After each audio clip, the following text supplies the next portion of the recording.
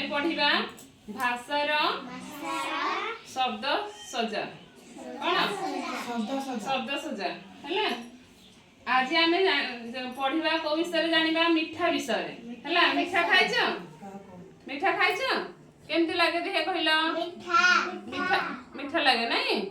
How मते को मिठा भल लगे मुझे कहूँ मते भल लगे रसगोला कौन दीदी को कौन मिठा भल लगे रसगोला। तुमको कौ मिठा भल लगे हाँ ए रोहन को कौन भल लगे लड्डू नहीं। तुमको कौन भल लगे छेनापोड़। साई की कौन भल लगे दीदी तुमको कौन भल लगे जिलापी भल लगे दीदी को जिलापी भल लगे। जिलापी हमर कौन की जातीय मिठा नहीं हाँ। आ तुमको कौन भल लगे दीदी को तो जिलापी जिलापी भल लगे। तुमको कौन भल लगे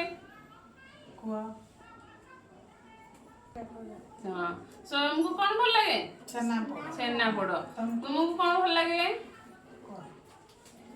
कह कौ मिठा भल लगे झिया लड्डू। झिया को कौन भल लगे स्वीट की लड्डू। तुमको कौन भल लगे प्रीतम को कौन भल लगे प्रीतम को रसगोला भल लगे है। ताले कहला देखी पिले आमे सब कौन कौन मिठा विषय जानले कौन कौन ना सब जानले